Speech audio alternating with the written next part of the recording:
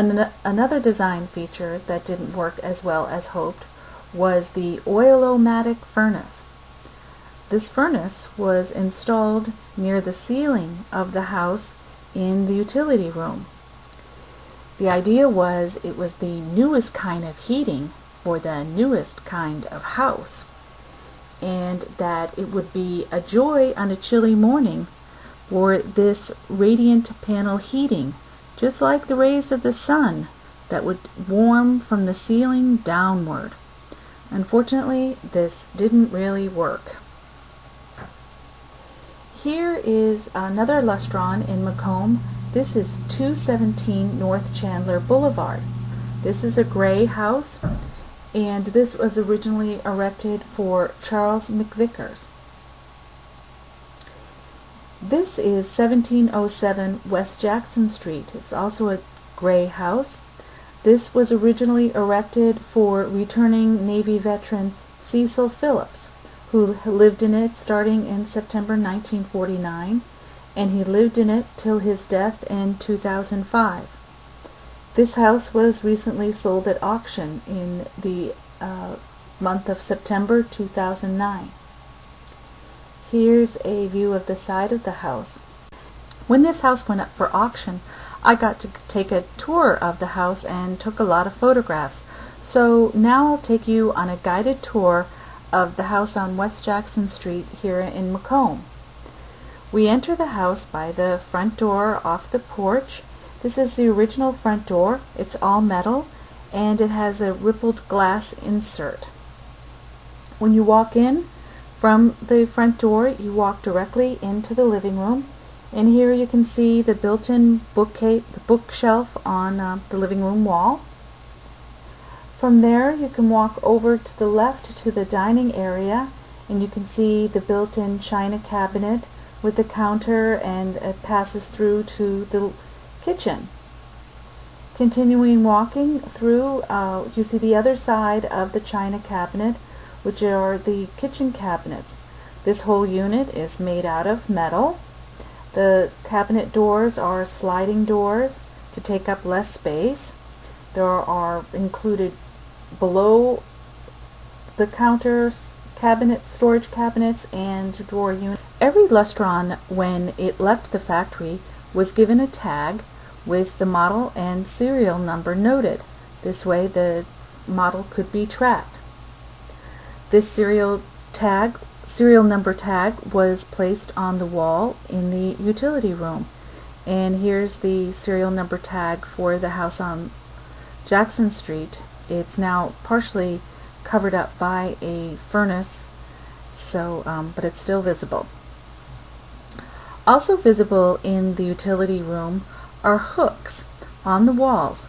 These were included in the original Lustron when it was erected, and these were a thoughtful consideration for the lady of the house, that the hooks were put on the wall in the utility room so that she could hang up a line and dry laundry inside. Continuing down the hallway from going out of the utility room and going down from the living room, there is a hallway closet, and these have the sliding doors, and again designed to take up less space. Going down the hallway, you can see an original light fixture on the hallway wall.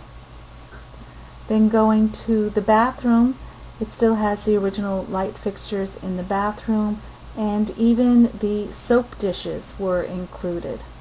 Going down to the end of the hallway, you can see another storage closet, and this one has shelves and it has floor-to-ceiling storage.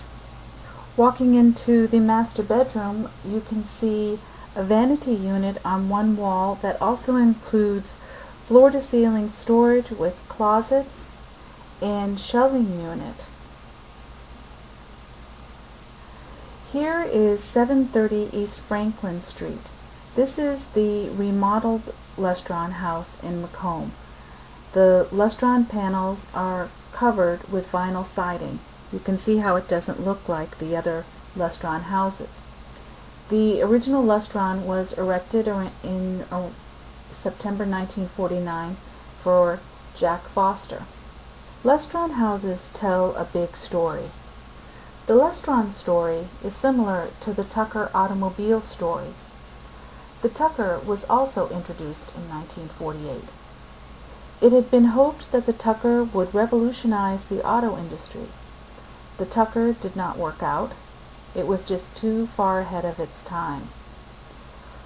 Well, so too it was hoped that the Lustron house would revolutionize the nation's housing industry, a move away from erecting individual wood frame houses to housing that was factory mass-produced, cheaply and efficiently and quickly assembled at the build site. It was hoped that Lustrons would usher in the dawn of a new age in housing construction.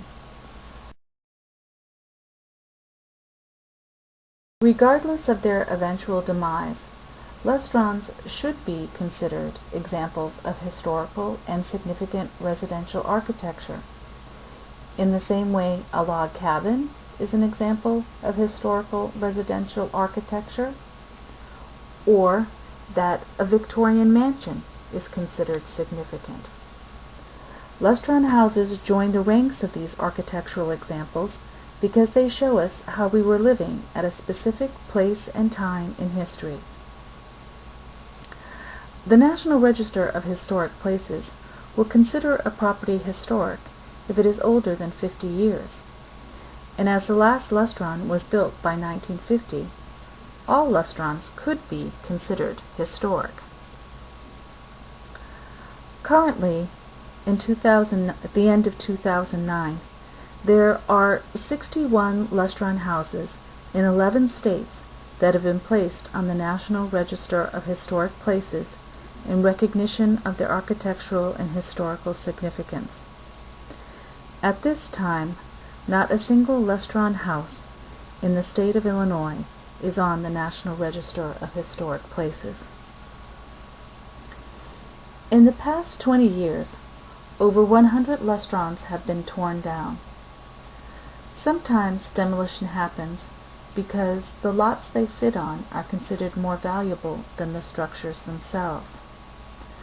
Sometimes demolition happens because a house did not sell.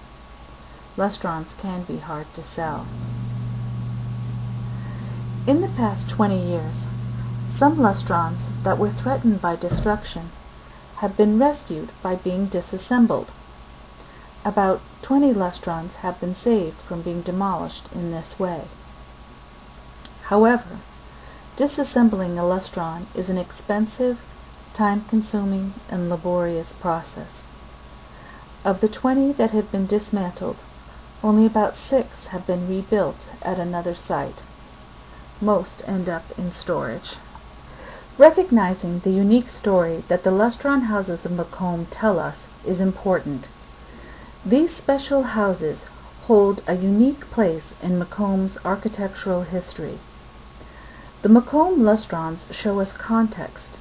They tell of a small town where 5 examples of experimental architecture occurred because of a housing emergency. Their existence illustrates the dire housing situation in one place and graphically explains the enormity of the housing crisis nationwide after World War II. Lustrons were first introduced as "Never before in America a house like this," and now, because the Lustron factory is closed forever, there never will be any more Lustrons built.